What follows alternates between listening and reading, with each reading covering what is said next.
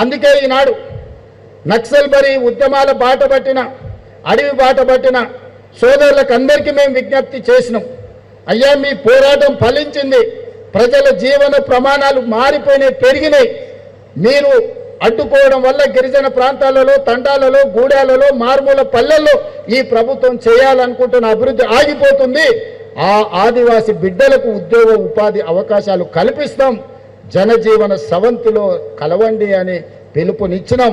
మనం వచ్చిన తర్వాత ఇంతకుముందు సుమతి గారు చెప్పారు, శివధర్ రెడ్డి గారు చెప్పారు, 814 మంది నక్సలైట్లు ఉద్యమ బాటను వీడి జనజీవన స్రవంతిలో కలిసిండ్రు.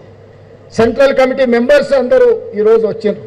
ఇంకా ఒకరిద్దరు పెద్దలు మిగిలిపోయినారు, వాళ్ళు కూడా వయసు మీద పడ్డది.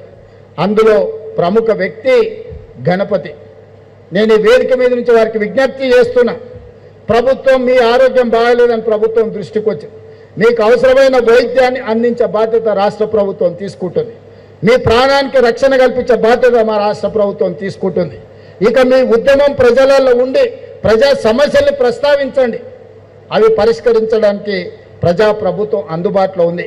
ఇంకెవరైనా అడవుల్లో ఉండి నక్సలైట్ ఉద్యమాలతోని ప్రభావితమైన వాళ్ళు ఎవరైనా ఉంటే జనజీవన స్రవంతిలోకి రాండి. మీకు ఆర్థికంగా మీరు ఉండడానికి మీకు అన్ని రకాలుగా ఈ రాష్ట్ర ప్రభుత్వం ఆదుకుంటుంది.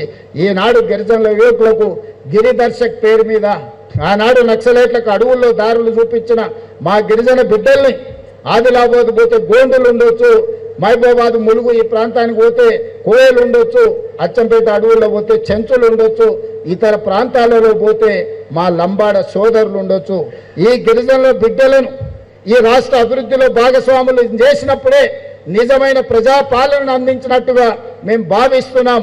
అందుకే టూరిజం శాఖ నుంచి, అదేవిధంగా ఫారెస్ట్ డిపార్ట్మెంట్ నుంచి తెలంగాణ జరూర్ ఆనా అనే ఒక స్లోగన్ తీసుకొని ఎండోమెంట్ టూరిజం, ఫారెస్ట్ టూరిజం, ఈరోజు అన్ని టూరిజంలను అభివృద్ధి చేసి వీళ్ళకందరికీ ఒక ఉపాధి కల్పించాలని ఒక మంచి ఆలోచనతోని గిరిదర్శక్ కార్యక్రమాన్ని తీసుకొని ఆ పిల్లలకి ఈరోజు నియామక పత్రాలు అందించబోతున్నాం.